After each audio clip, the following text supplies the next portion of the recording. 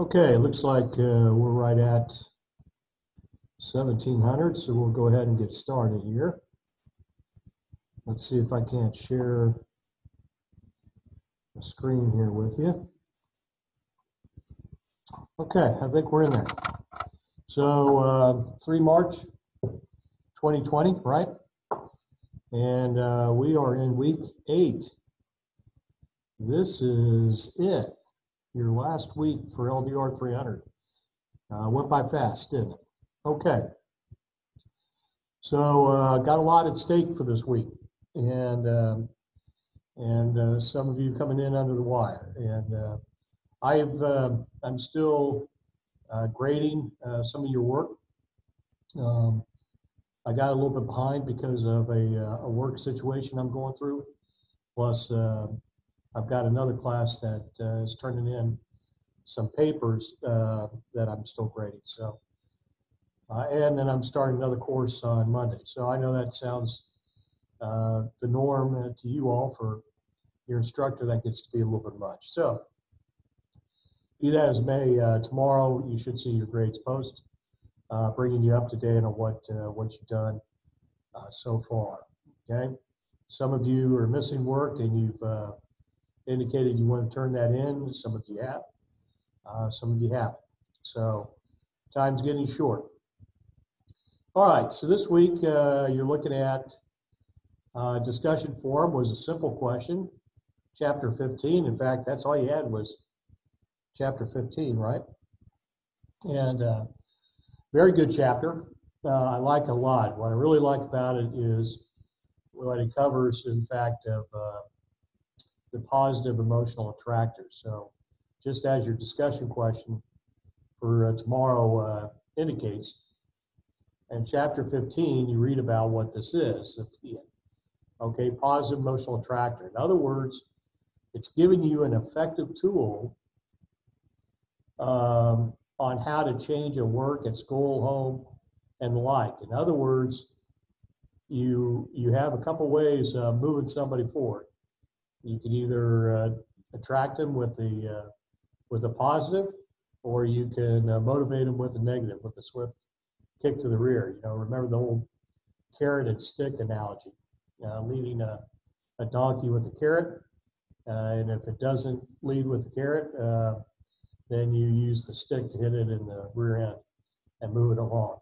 So just gets back to getting those tools, and a lot of that is just reading how people are. If people are desirous of change, then using a positive is going to work in most cases. Okay, and your text indicates that's really the way we should be operating anyway to be effective leaders. Okay.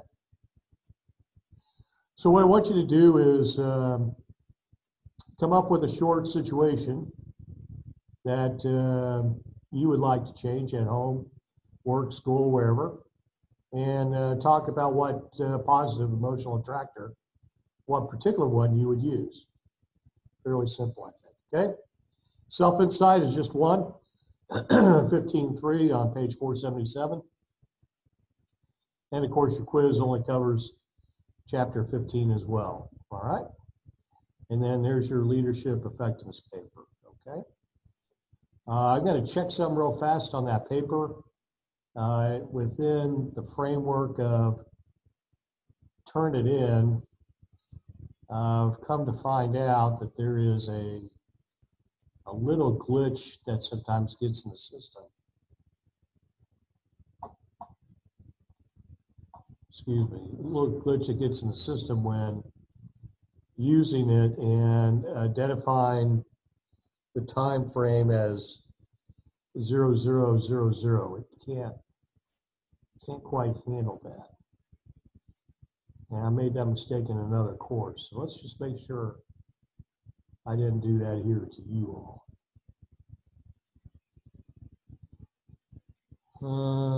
Yeah, sort of here. I don't think it would have mattered much, but let's go ahead and just do that just to be safe side. Okay. So remember, take a look at that rubric, understand, what we're looking for in that paper. Your paper counts obviously, for 30% of your grade. Again, it's to apply concepts that you've learned here in class to personal life and career. I'm not dictating to you exactly what concepts you use. I want you to figure that out and tell me. But I want you to come up with 3 of them at least. Okay? You could use path goal theory, Maslow's hierarchy needs, and Herzberger's 2 factors, or whatever. You can use almost anything. Okay?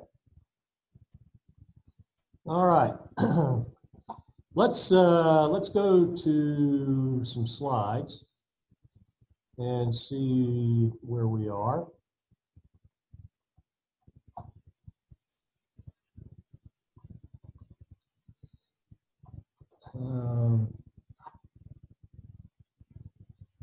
Okay. So a couple things here, one of which is a Calvin and Hobbes cartoon on the left, which is one of my favorites. I think the guy who drew this, Jeff Patterson, wasn't it? Somebody correct me, because I'm sure I got that wrong. Did such a good job, and this one is perfect with you having a paper coming correct.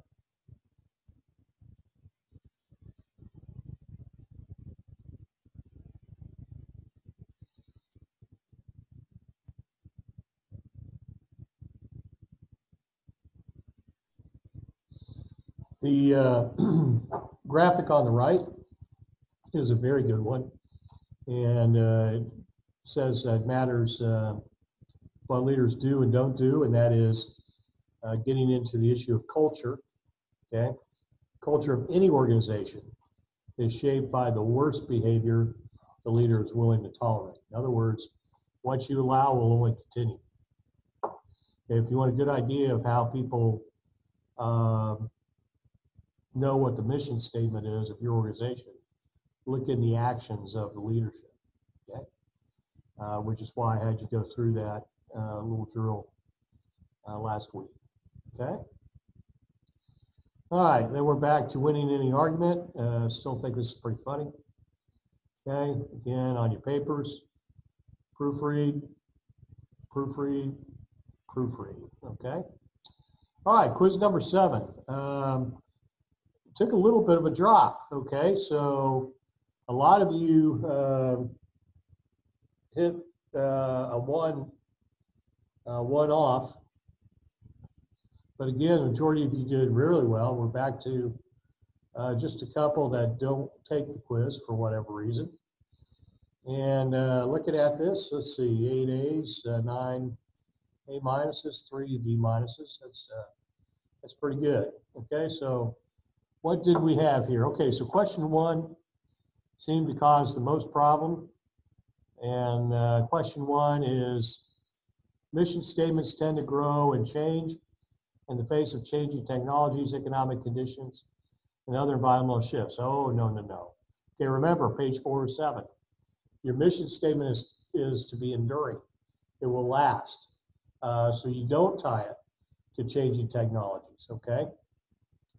How you manufacture something, how something goes to market, how somebody uses a product should not necessarily dictate what your mission statement is, okay? The mission statement of where we're at should last in perpetuity, okay? The thing that we will change in the face of this is our vision, okay? In other words, how are we going to get there? Remember, we'll always do the gap analysis of where we're at, where we want to be, and how do we get there, okay? Excuse me, yet another long day. All right, since 4 of you missed it, that's still pretty good. Majority of the class got it. Just, think through it a little bit. Okay, the other questions close to that is 9 and 10, where 3 each missed it. So let's see, question 9, some values become so deeply embedded in a culture that organizational members may not be consciously aware of them. Absolutely the case. Okay, see this all the time, particularly in the military. See it here at University of Mount Albany. And as you get more aware of this in the universal construct, the more I think you're going to see it. Okay, because you're now more aware of it. Anyway, page 432 is where you would have found that. Okay, so value deeply embedded that you may not be consciously aware. Okay, and again, we're talking in a culture, so being able to see them is not really what the point was being made. May not take them for granted, see them as behavior. I mean, that wasn't the issue. Is you sometimes become unconscious to the fact of something that you're surrounded a long time, or it's a case of, well, you know, I'll get to that someday. Oh yeah, I know, I got to get up to that. Next thing you know, it's 40 or 50 years later. Okay. All right, number 10, an organization's culture may not always be in alignment with the needs of the external environment. This is known as a culture gap. I mean, that one, wow. I mean, I don't know what to tell you on that. Okay. All right, enough of that. Good job again, everybody. And then we'll get in there. So one of your fellow students identified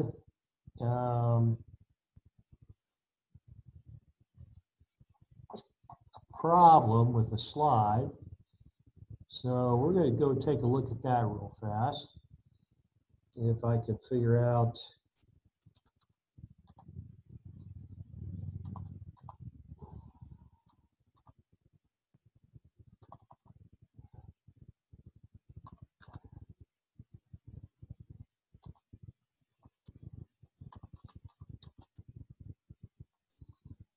okay.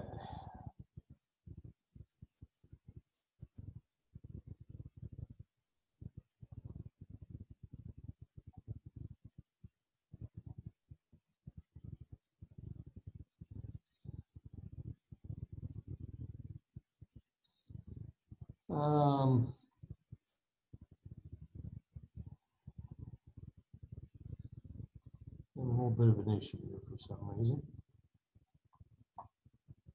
Let's see what happens here. Okay, now we're pulling it up. Let's take a look. And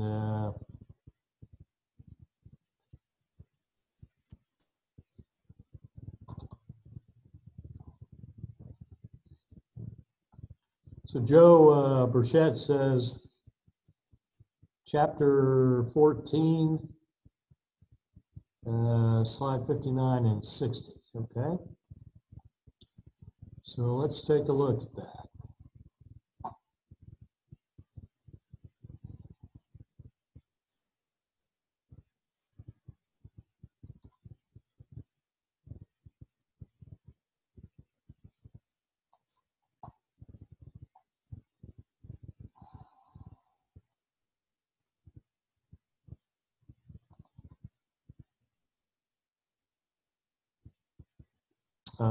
What are we, Joe? We're in LDR 300, right?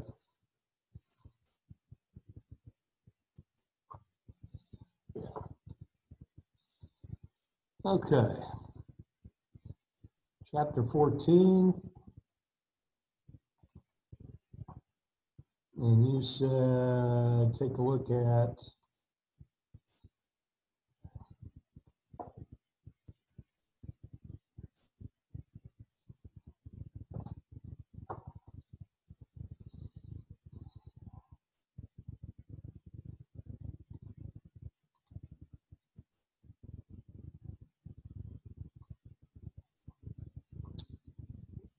slide 59 and 60.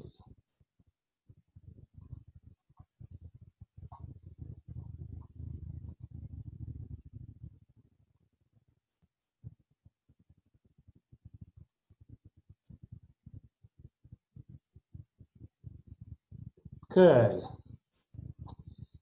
Language can shape and influence organizational values and beliefs. Slogans or sayings express or reinforce cultural values. Learns culture and allows them to fit into an organization. Okay. So, what was our beef here?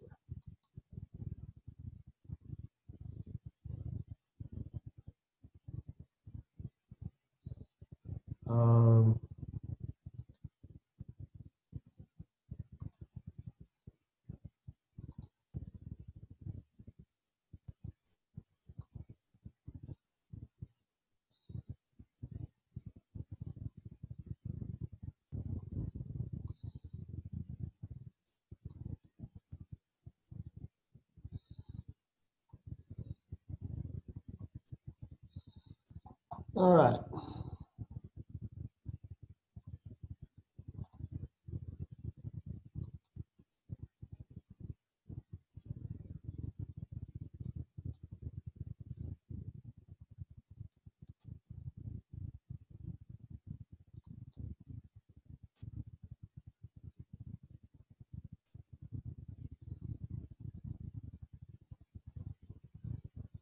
All right. Again, Joe, thanks again. I've got the slides up here. Let me see if I can't share these for you.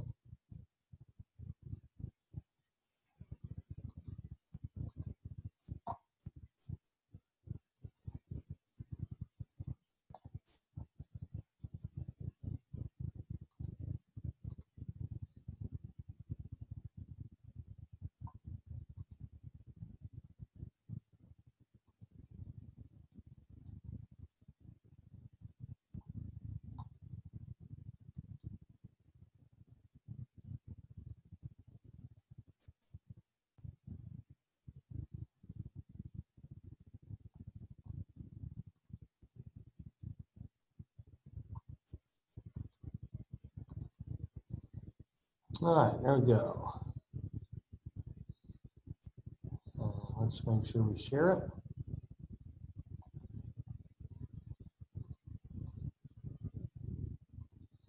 There we go.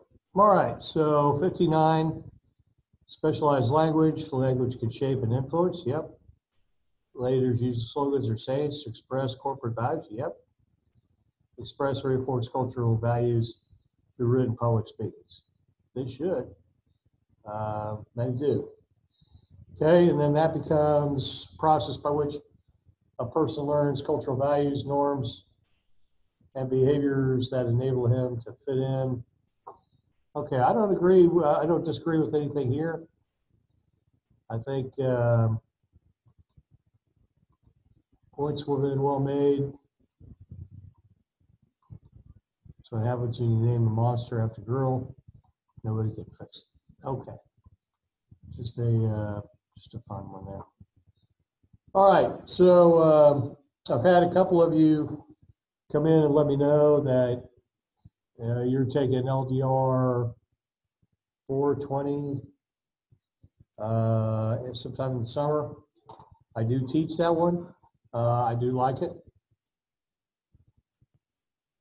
In fact, I like all the courses you get. The LDR 490, the capstone, I think this is the last iteration like it that I will be teaching. We take a profit-making families book, in this case, J.W. Marriott.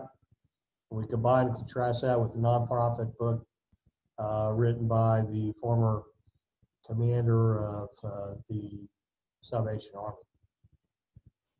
9-day difference between them in a lot of ways. Very unique and similar in others. How they address sheer numbers, particularly when dealing in the camouflage, strict accountability, fairness, imposed aspects of being a publicly traded company. In fact, it's art as well. All right. Somebody say something? Thought I heard somebody give me an indicator. Okay. So I'm going to leave. Well, let's go. Let's leave this and let's go to the slides for this week.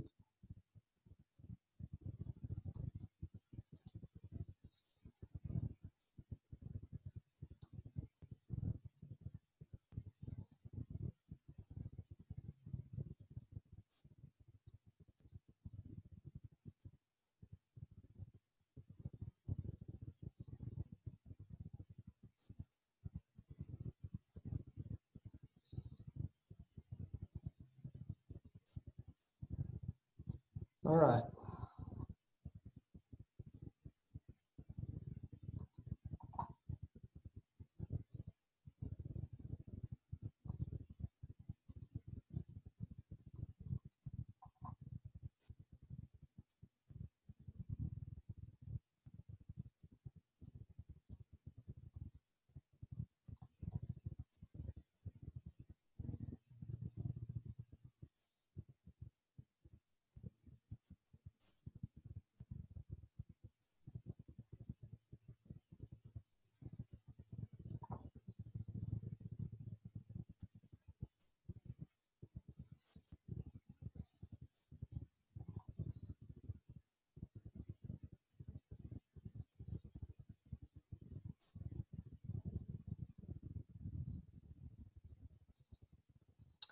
All right, I'm going to go ahead and pause this for right now. In case anybody dials in, we can pick it back up. Otherwise, I'm just going to, oh, no, I was going to show you the slides. Wow, it's been a long week. Okay, chapter 15. New share. Put it on the screen. All right. Move, watch what you're doing. Here are the quizzes. Here's quiz. Here's your numbers, factors. Never really made the models. Might have helped. Okay, leading change. This is where we get into the positive emotional attractors. Right? I don't wish upon anybody the aspect of trying to force an unpopular change. People do tend to do that. All right. So what do we have here? We've got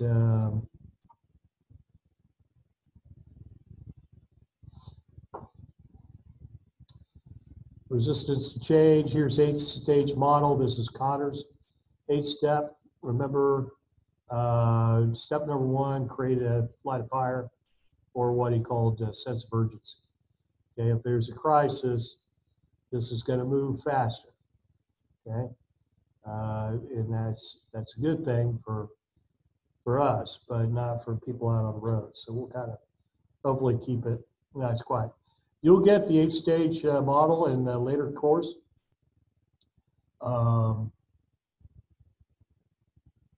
Leading change, that course is really good because there are 6 different styles it covers with you, and what it is instead of aisles, it should have been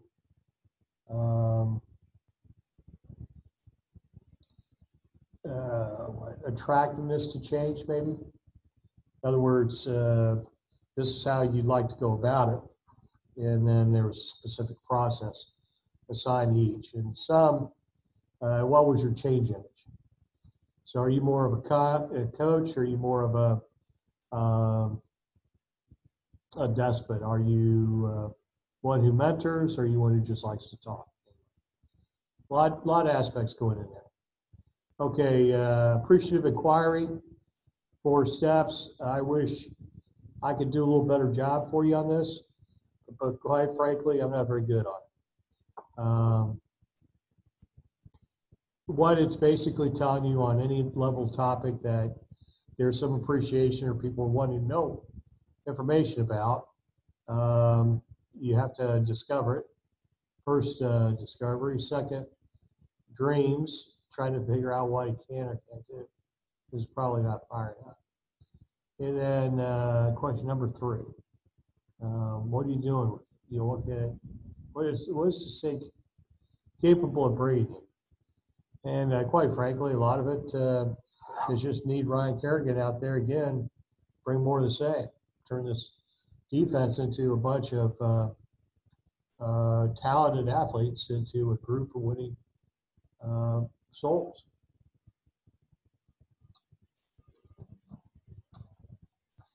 Okay.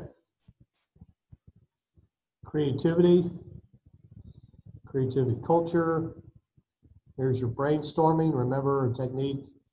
I use a face-to-face group to spontaneously suggest a broad range of ideas to solve a problem. Okay? And you know that you're doing it effectively when there's no criticism. It's being welcome and you're getting the quantity you may be after. Okay? And then the rest of the exhibits all do a good job identifying what is what. All right. Immersion, okay, to go deeply into a subject area or topic to spark personal creativity. Some people allow that getting back into the womb would change the face of mankind. What was that movie? Altered States, I think. If he took enough peyote, he would get there, and I think he ultimately did. Which is tough because her parents lived just up the road from us. So, you know, it's one thing to know she's back for a couple of weeks. It's another to be actually walking up there. She's walking. All right. Allows brains. What allows brains? Oh, immersion does. Okay.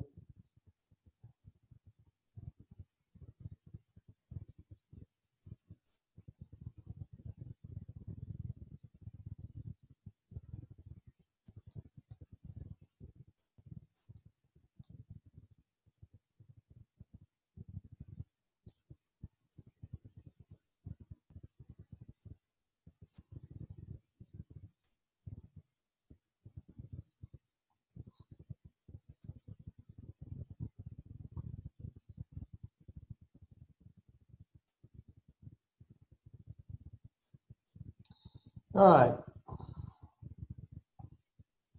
How about we go ahead and wrap this up? So keys that help people change. Again, provide that positive emotional attractor. Make sure everybody has a support system. Use a repetition, involve people early. Can't stress that enough. The situation I'm going through at work is horrific on this issue of involving people early.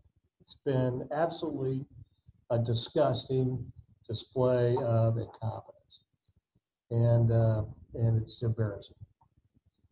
But since they're not paying my paycheck, I guess I'll live with it.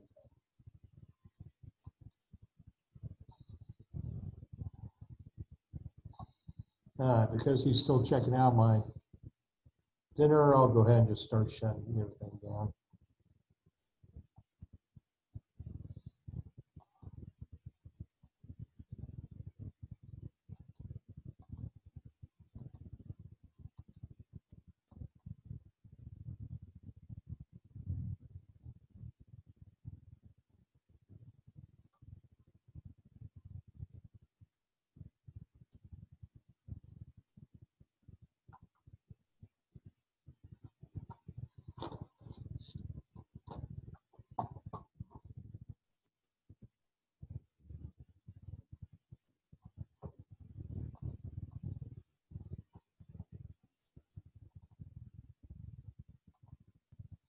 All right, let's close this down.